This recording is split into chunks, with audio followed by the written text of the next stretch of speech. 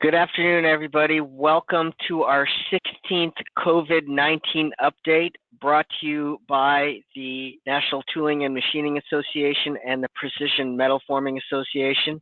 I am Paul Nathanson. I am with the Policy Resolution Group at Bracewell. I'm flying solo today. My colleague, Caitlin Sickles, who's usually with us, is on vacation this week. But joining me, as usual, are our colleagues from the Franklin Partnership, Omar Nashashibi and John Guzik, and together we represent NTMA and PMA in Washington, D.C., doing government affairs and advocacy. A reminder that this webinar and our podcast and a bunch of other information is available at www.onevoiceinfo.org. We really encourage you to visit that. We try to update it often, and it has a great number of resources, including a lot of things that we'll be talking about on this webinar. So with that, I'm going to turn it over to John, and he will give you an overview of the agenda, and we'll get started. Thanks, Paul. There's a lot has happened since our last webinar 2 weeks ago. We're going to start off based on questions that we've received from many of you on what are the various state guidelines for face mask use and travel restrictions. So we'll talk about that. The CDC has issued a number of guidances on when to quarantine, when to bring your employees back to work. They also gave us some guidance on investigations and cooperating, working with your public health officials. They did release a new poster for those people who are using carpooling to go to work. They are giving recommendations how to communicate with your employees in the workplace and outside the workplace. EPA has reissued their approved disinfectant, so we'll talk about that. We'll update you all on the 3 various lending programs, and there's been some additional guidances on the forgiveness application process and appeal process. We're, of course, going to talk about the President's executive orders and memorandums, give you an update on the next stimulus package, and as always, answer any questions.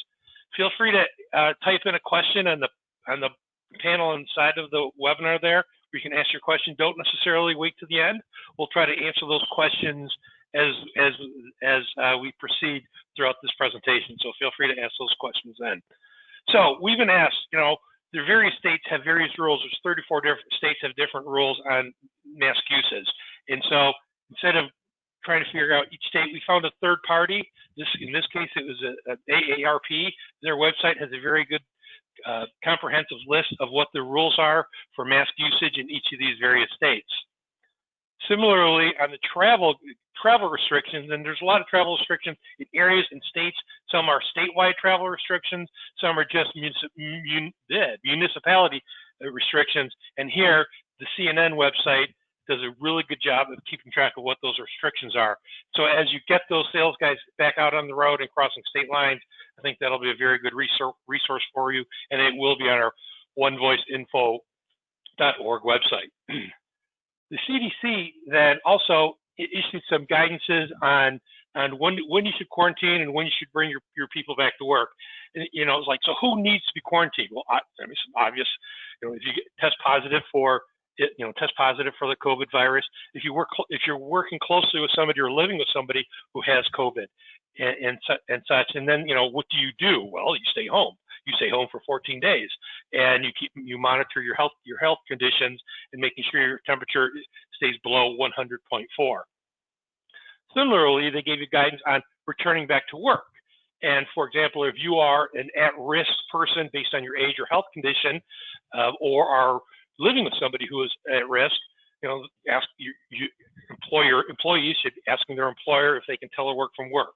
And then they gave additional guidances here if you're a caregiver and stuff. And so essentially, the bottom line is, when is it time to bring somebody back to work?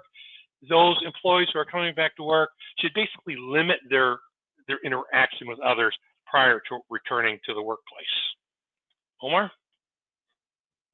Thanks, John. And I think the important thing to take a look at is, especially the CDC ones that we're doing here, there's a lot more details on their website. Obviously, we can't just put all that up and in 30 minutes be able to go through the detail. So the idea being those slides that John just went through, what we did is we just copied and took a snapshot of some of what we felt were the most relevant, just for the time that we have here, but we strongly encourage you to make sure that folks in your shop do have the access to this presentation, especially on those previous slides when it comes to some of these areas, so that way they can get a better sense of what's going on with some of the new guidance that's coming out from CDC that they want to be able to have in their office. So please click on those, make sure you've got a lot more in there, especially as you look at some of the contact tracing, and they're giving now guidance on how you can cooperate with your local health department when it comes to the contact tracing requests.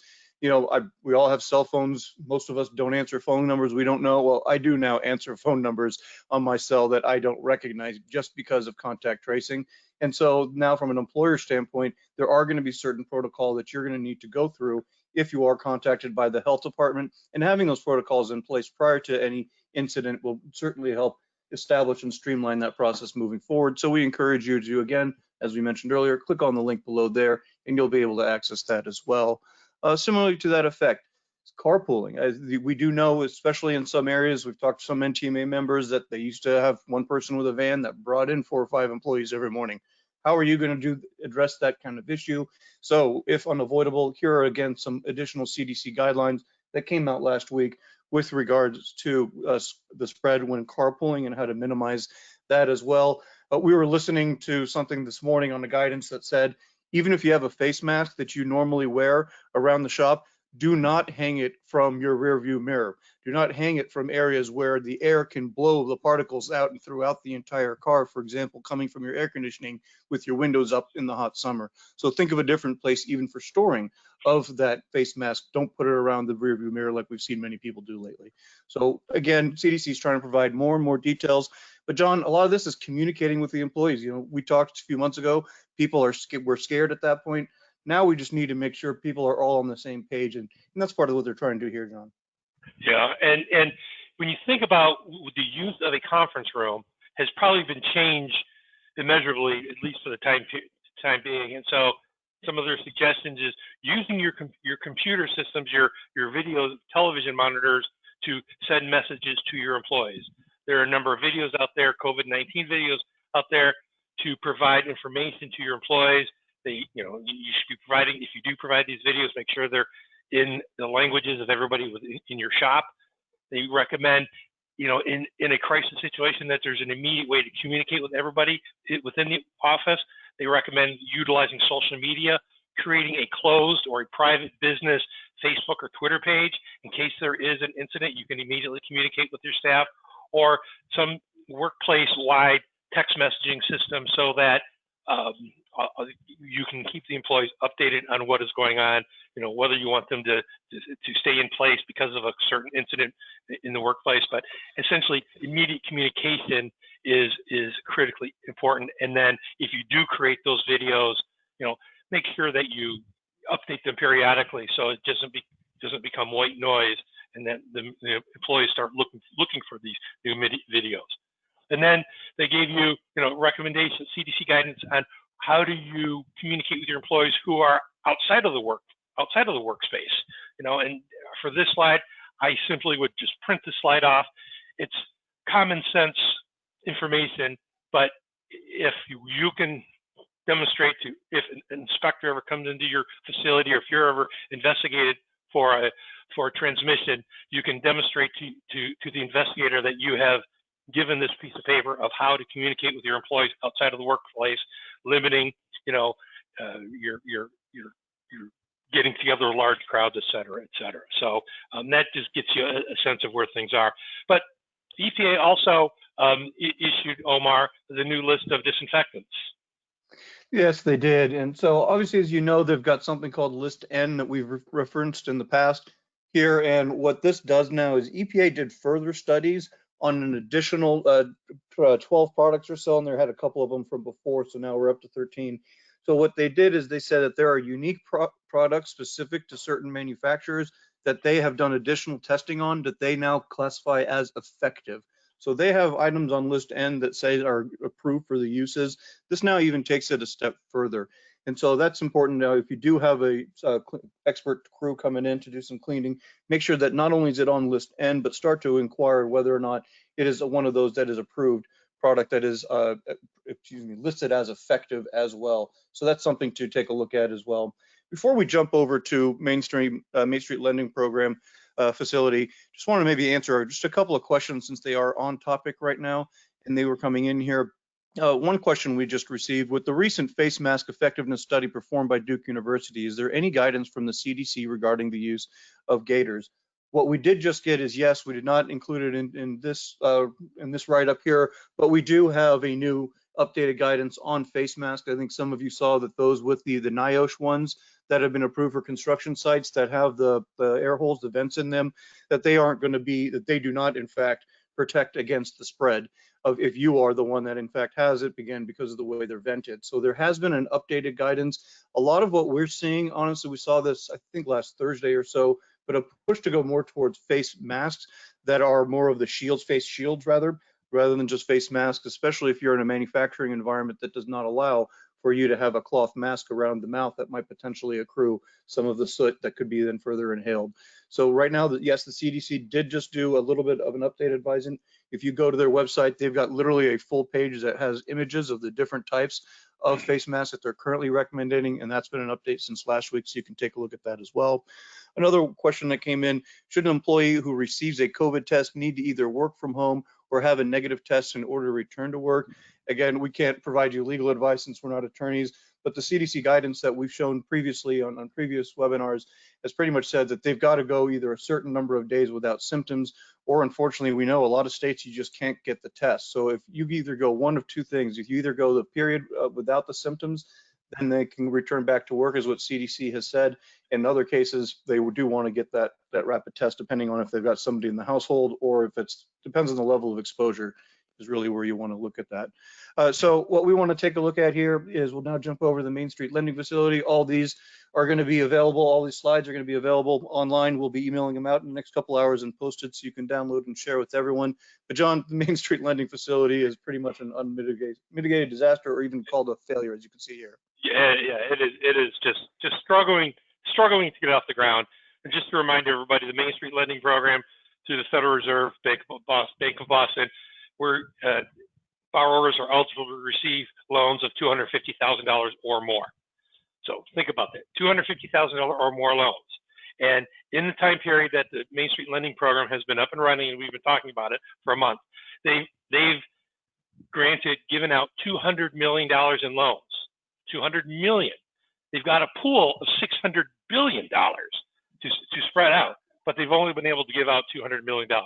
That just reinforces that this program has not been established properly. The interest rate is a little too high, it's a little cumbersome, and largely due to the success of the PPP and the EIDL program, this Main Street Lending Program is just not coming off the ground. Many believe that because there has been a pause in the stimulus package, which we'll talk about later on in the presentation, that there will be re-interest in this Main Street Lending Program, but we'll wait and see, and we'll report back in the next 2 weeks. The other program, the EIDL program, the Economic Injury Disaster Loan Program, this is the one where you can get a loan of up to $150,000. Since our last webinar 2 weeks ago, 700,000 more loans were issued to the EIDL program, totaling $30 billion. And so you see how much is given there. Unfortunately, and many of you know, because many of our members have already taken advantage of the PPP program, that the authorization of the PPP program was exhausted on August 8th. And here you can see that even when the program was exhausted, there still remained $128 billion remaining in that program. Of all the differences that Republicans and Democrats are having in the coming up with what is in that next stimulus package, there seems to be more bipartisan agreement, or the sides are closer on some sort of reinvention of the PPP program moving forward, and we'll touch on that in a little bit. But Omar, there's been a lot of frequently asked questions and additional guidances on loan forgiveness for the PPP program. Yeah, we were on a live stream yesterday and they were talking about how we're doing, some lenders are opening up and accepting forgiveness applications, others are not. Is the SBA portal really accepting ones? What's going to happen with Congress? And we'll talk about the challenges moving forward with having to wait on Congress to make changes to the PPP. In the interim, we are still receiving FAQs. So the next several slides here are going to be specific to the PPP and the updates we've received. This one is just a clarification. You all have asked us in the past what covers, what is an eligible cost under a healthcare provision. They do clarify an FAQ released just this week. Dental and vision is included as part of the, as what is an eligible cost for the PPP non-payroll cost. Similarly, on the FAQ calculations, we do have a couple of items here of note, and this comes down to a couple of the areas with regards to the borrower and regards to the remittance and payments. So here we go. The question being, if a borrower submits a timely loan forgiveness application, do they have to make any payments prior to the SBA remitting the forgiveness amount? So as long as the borrower submits its loan forgiveness application within 10 months of completion of the covered period, the borrower doesn't have to make any payments until the forgiveness amount is remitted. So that last part is important. So basically your payments will start when the lender remits the amount that's forgiven, and anything not forgiven. So let's say you've got 26% was not forgiven. You start paying the 26% the moment that they send you the notification that you've had the rest forgiven. That's when the clock starts on the interest and on the principal as well.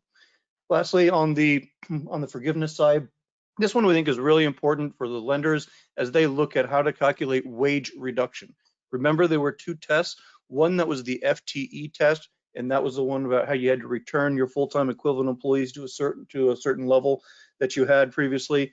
There was also the wage reduction that said not to go below 25% or your forgiveness would be reduced. Well, the question came up, well, what if I reduce their hours but not their pay? How does that affect the wage reduction calculation? What they have said in this FAQ that the borrower should only take into account decreases in salaries or wages when they're determining whether or not to check the yes or no on the more than 25% lowering of wages. So you do not calculate the lowering of hours and total pay. You look at it as salaries or wages themselves having been lowered. That is the test that you would have to meet. And then just a couple quick ones on SBA on forgiveness and decision appeals process.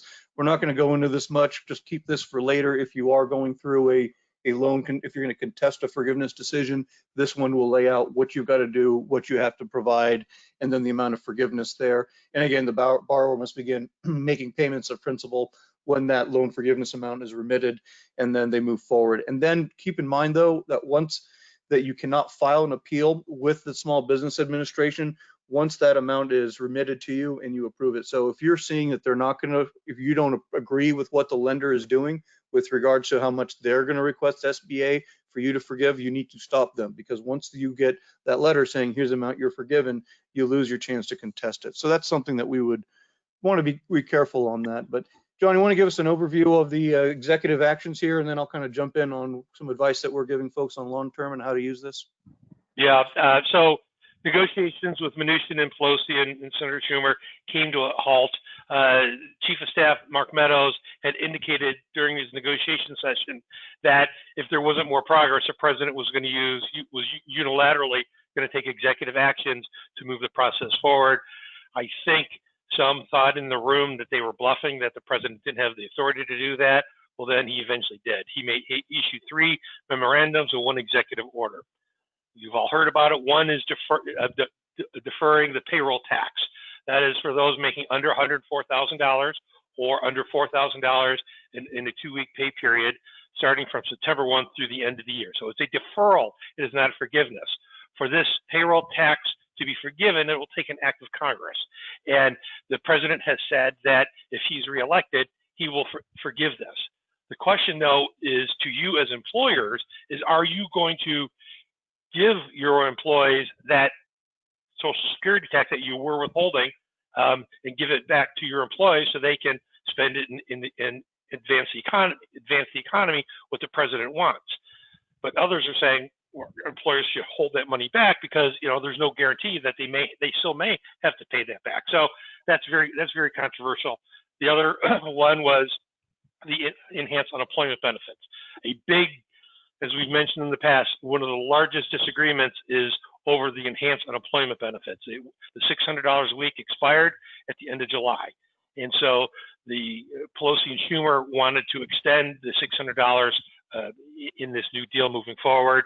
The president, through his memorandum, has said that the new unemployment benefits will be, the federal share will be $300 a week with a $100 a week state match. Now, concerns. One, many governors have said, well, we don't even have the money to do this. And so how is this going to be operational? And two, how is the federal share being funded? Well, what they did was the administration looked at unspent funding through FEMA. And these are funds that are used for hurricanes and forest fires that FEMA would use, unappropriated dollars, unspent dollars, and using that to fund the enhanced unemployment at $300 federal share. The problem is the funding is probably only going to last 6 weeks or so. And so how quickly the states and the feds are going to be able to get this enhanced unemployment system up and running will go a long way in determining on the back end as they negotiate this future agreement. So regardless, there's a lot of questions outstanding on there. Then there's an executive order on halting evictions from federal housing facilities. However, if you read the executive order, it doesn't necessarily halt the evictions. It calls on the Secretary of HHS and the CDC to do a determination of whether an eviction ban is even needed. And then the final memorandum was delaying student loan repayments till the end of the year, and it waives interest payments during this time period as well. So having said that, Omar, did these executive actions, did they solve the problem, and what are the next steps that you see moving forward? Right, thanks. So a little bit of color commentary here, and this is pretty much what Trump does, and it's brilliant, and it's worked very well. If you recall in the past when talks have fallen apart with Congress on other negotiations, he moves forward and does some kind of an executive action that really appears like it's a lot. And remember, when we talk politics, it's not about what you can prove, it's what people believe. And so let's just start at the top. And we did get a question come in here on that payroll tax collection. We are not tax advisors. However, we do advise you be very, very careful if for some reason you choose to implement this. This is optional. September 1, they did come out with clarification that it is optional for employers to participate. We were expecting some guidance as early as today. We understood from the Department of Treasury. We already do have some guidance from the Department of Labor, Employee and Training Administration. ETA issued their guidance either yesterday morning or on Wednesday evening. So we do know at least from DOL, but we don't have the Treasury guidance. John and I were on a call with IRS Commissioner yesterday with some other manufacturing lobbyists, and he indicated it should be clear and transparent. Then we heard from another source to expect it sometime on Friday today. So we do suggest do not participate in this. What John mentioned is very real. What happens if Congress does not go ahead and make this a holiday? And now you've got to claw back from employees the 6.2% from their paychecks that they have just spent, and they obviously haven't been saving, that they now all of a sudden owe. So you've got to be extremely careful what you do and don't get your employees in trouble, yourselves in trouble. Now, to John's point with regards to Congress, in order for this to turn it from a deferral into a holiday, yes, it would take an act of Congress. And there are 2 points here. The Senate Finance Committee chair said, in order to even consider this, then we would need to find a way to shore up Social Security. Well, anyone who's not lived under a rock knows that Congress is not going to fix Social Security anytime soon. And that's to John's point of how Trump said, okay, if I get reelected, we'll get Congress to just go ahead and pass this. Now, there is one avenue that we do believe that we could see Congress acting and making this a holiday rather than a deferral. And that's if so many people actually participate and get themselves underwater, and then they find out that they have a giant tax bill due because it compounded each time, then Congress may have no choice but to bail people out and have the federal government declare it retroactively an actual holiday. But then that's, again, gambling. So that level of uncertainty is something that we'd strongly caution and advise you talk to your tax advisor on, your CPAs, and be very, very careful how you address that. And then we had a question with regards to, are unemployed people getting the $400 now, and if not, when? And to that point, as John mentioned, what the government did here is the president used the law that John referenced called the Stafford Act. John and I used to lobby on this a lot when we did city work on hurricanes. And under the Stafford Act, the municipality or the state must contribute at least 25% of the total funds to match the federal government in order for it to get up and running. So that's why what John mentioned is so important, that if a governor does not commit at least $100, many states do below that, if they don't do at least $100, then they do not get the other $300, meaning you won't get the $300, you get zero if your governor does not participate in that at all. One other question on this slide before I turn to John on the legislative differences. One question came in: student loans can still have payments made during this time. Yes, you still have the option to continue making the student loans, both on the housing issue and the student loans. Those are both basically backed by the federal government. So our understanding is, I did not see a rule to implement that memorandum, but we do understand that, yes, you can still continue to make payments, interest and principal on that as well. But John, legislative differences, we're still quite a bit of ways. Senate just took off yesterday. Yep. So both House and Senate are gone. The Democratic National Convention starts next week, and the Republican Convention is the following week. So we do not expect a deal anytime soon. So where do things stand? The players at the table is Chief of Staff Mark Meadows and Secretary Mnuchin. Secretary Mnuchin was the lead negotiator on the previous stimulus packages and has pretty much a good working relationship with Speaker Pelosi. The president and conservatives wanted Meadows to be part of that team because he's more of a fiscal conservative, and Meadows believes he is keeping, believes he has the upper hand here, trying to limit any stimulus package to be under $2 trillion. Now, the Democrats have said they're willing to move off their $3.4 trillion proposal, which is part of the HEROES Act. Pelosi's point is, we'll drop $1 million, you go up $1 million, and that'll be fine. Well, if it's $3.4 trillion, you drop $1 million, that you're at 2.4. Meadows really want the package to be under $2 trillion. And then there's the issue of state and local funding that we've talked about in the past. The speaker wants an additional $1 trillion for state and local funding, and then the question is, there's no money right now in it for schools buy the necessary PPE, et cetera, to get them ready to open up. And so Republicans believe that the school funding should come out of the state and local funding pool, and obviously Pelosi and the Democrats feel differently towards that. Democrats have real concerns about the business liability. They would like it narrowed because there's concern that there would be too much, the way the language is written now is that you're not liable unless there's gross negligence. So they would like that tightened up. They want, some clarification on eviction moratorium or potential rental assistance. We've talked about the issue of the expanded unemployment. The Democrats like the expanded unemployment through the end of the year, if not more. I think this executive order of $300, $400 a week is a possible compromise. And we've talked about it in the past on past webinars. Democrats are at $600 a week. McConnell was, something like $200 a week. And so I see a $400 is a good sweet spot, and let's see if they can come to an agreement on there. But as I had mentioned, we had thought that if they kept negotiating, we would get a deal this weekend. Well, discussions have fallen apart. I've heard from a friend of mine who's close to Pelosi, who's, publicly she's critical of the president's executive orders. Behind the scenes, she's sort of happy because he doesn't have to come to the table. Because if they had to come to the table first, she felt that they were negotiating from a point of weakness and they would have to give too much away. And so the next critical deadline is probably September 30th. That's the end of the fiscal year, the start of the next fiscal year, the end of the funding for the highway fund, the transportation fund. And so that'll be a critical time period moving forward. I think both parties are looking closely at that September jobs report, looking at it from different perspectives. I think McConnell and the Republicans believe that if a good September jobs report, we're talking 2 to 3 million more jobs being created in September, will put pressure on the Democrats to have a smaller package rather than a larger package. Conversely, Pelosi believes if it is a bad jobs number, under 1 million jobs created or jobs lost, that there'll be additional pressure on the Republicans to move forward. And so that'll come out in mid-September. Congress comes back in early September. The job report comes out. Then they'll have a couple weeks to once again do the dance, throw barbs at each other out in the media, and then finally they'll get together and negotiate a package.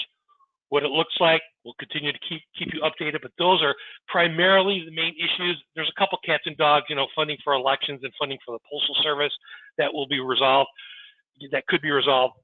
But until they can resolve the state and local funding, because that's a big $1 trillion, and enhance unemployment, those are the kingpins that once those get resolved, the other issues should fall in place. Yeah, I think they're playing a game of chicken, and I know it's really not fair to do that with people's lives right now and livelihoods and businesses on the line, but that's frankly what politics is right now. They're trying to see who can withstand the most political pressure.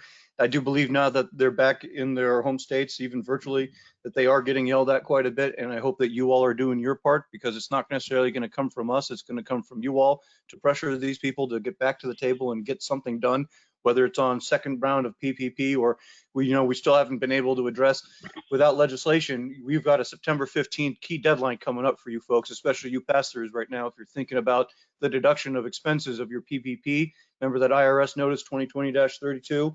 We just got a question about where that stands. Unless there's congressional action, unless there's enough pressure on Congress to move, the deductibility of expenses will not be permitted under PPP for that September 15th estimate that you've all got coming up.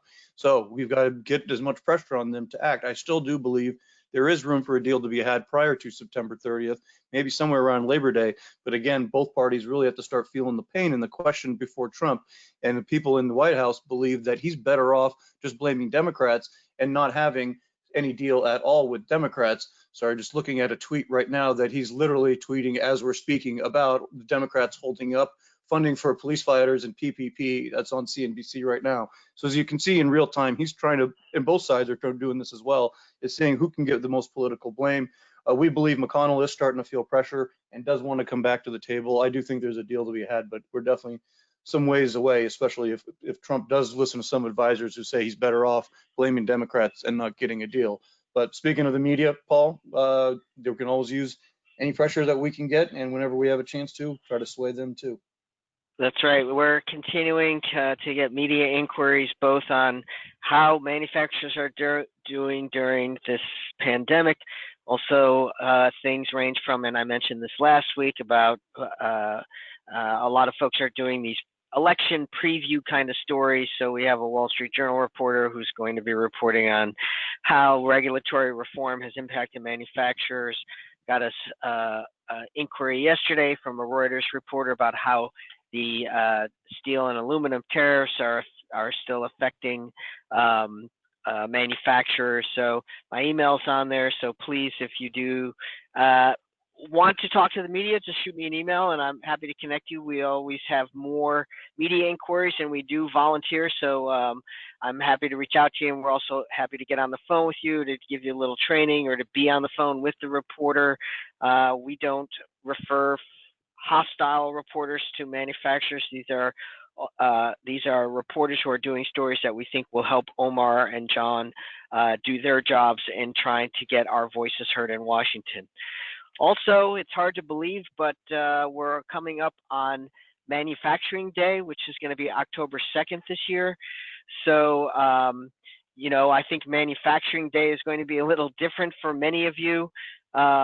In-person trips, visits to your facilities may not be possible, mostly because maybe your local schools are still going to be virtual, and obviously even if they're not, trying to plan a visit by outsiders with all the precautions you're taking on COVID is a little bit difficult. So we are preparing a variety of resources for you to host a virtual manufacturing day with your local schools.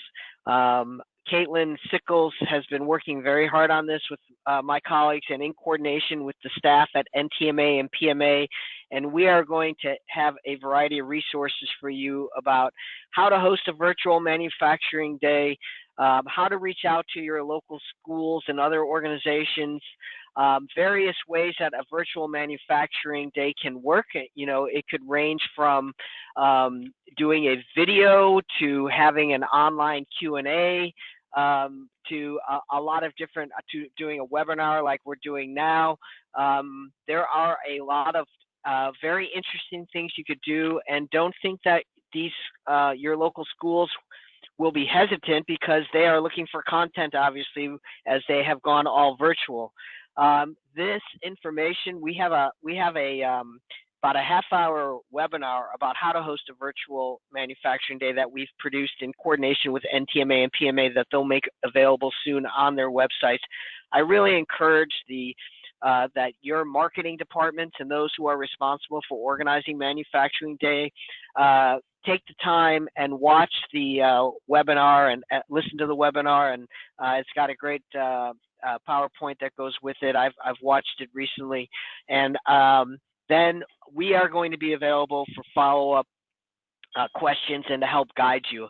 As I said, it's going to be a little bit different this year, but I think it's as important as ever to remind the young generation about why manufacturing is such a great career for them and a career option. And we're seeing from some survey results that our message is getting through, that more students and young folks are being exposed to manufacturing, and more are responding to surveys that they are considering manufacturing as a career. A lot more on this will be sent to you, and we'll be talking about it in the future, but I just wanted to flag it for you today as the materials are coming together. And as always, we are going to record another podcast next week, and we encourage you, if you don't get enough of the banter and the information that John and Omar and Caitlin and I provide on the webinar, and we go into a little bit more on the politics and the vice presidential pick we talked about last week. We are going to continue to take a look at the presidential campaign, so please give us a listen wherever you get your podcasts. Thanks, Paul. And as always, please do your part. If you think you've seen some other notices go out recently, please do your part to help out your association so we can continue doing these podcasts, folks. We keep thinking these are going to be the last of them. Nope. I think most likely, if you all would like them, you let us know. I think we'll probably continue again 2 weeks from today. But again, please donate here. There's links right there, provide you to be able to go online and please support. It can be corporate or it can be personal, it can be the credit card, it can be the check. We'll take whatever you can get to your association to help out. And with that, we'll answer just a couple of quick questions we did not have a chance to get to previously. The first one here: how do we know which states' governors have agreed to pay the $100 of the unemployment payments? That's in reference to the $400 memorandum that John referenced earlier, that the state would have to contribute $100 towards the four. The way that they did this, as I mentioned, they're using what's called the Stafford Act. Under the Stafford Act, you actually have to work with the FEMA. You're not going to go directly to DOL. So the state governors first have to go petition FEMA. They have to sign an agreement with the Federal Emergency Management Agency. Then once they've got an agreement with FEMA to cooperate under the Stafford Act, then we're going to trigger and move over to DOL ETA, which actually administers that 100-400 issue. So as of right now, we have not seen any governors move forward. We will be sure to post it. We did just go on the National Governors Association website. They don't have it up, and FEMA just now doesn't have it. I don't think they've opened up that portal yet, frankly, from what we've heard. We're hoping in the next week or so. I personally believe their target date was slipping a little bit longer, because John mentioned that funding is only going to last about 4 to 5 weeks. So it is in the president's interest to have those drift as close to the election as he can if there's not going to be additional funding that's out there. Omar, I also think that there could be additional guidance from the Department of Labor that will waive that $100 state requirement, because we've heard rumblings. You cannot. That would take an act of Congress. It's the Stafford Act. Okay. That's not an option. So, because that's something that we've looked at when we worked during Hurricane Katrina, and what's in the Stafford Act, you cannot. And also, to that matter, we believe that all 4 of those actions by the president are likely going to be challenged in court in some way. What the president was trying to do here was lay a political trap for Pelosi, who's too smart to walk into it. She's not going to put her name on a lawsuit saying, no, I don't want people to get $400, or no, I don't want them to have a tax cut. So obviously she did not fall for that. So what we do expect is some outside group, most likely that comes from the right, that believes in smaller government, thinking to a future administration, wanting to rein in executive actions. And so we do believe there will be some kind of a legal challenge. So again, further to that point, with regards to the deferral of the payroll tax, we also want to make sure that you're cautious and cognizant of any legal challenges that come to that, and whether the president fully does have the authority to do such a long a deferral as he has out there. So that's something to keep in mind as you look at it. Now, a couple other questions. that we got there. And yes, there's going to be another action alert that goes out early next week, probably on Tuesday. So all of you that subscribe to this should be getting an email as well next week and asking you to send letters to Capitol Hill about the 3P program, second round, and many of those as well. So we look forward to, thank you for engaging on that. And we'll be sending that out as well. As John mentioned, please put in any notes you've got, any questions you have on the right-hand side. I saw at least one person say, tell us to continue doing these webinars every 2 weeks, so at least there's one vote for a yes.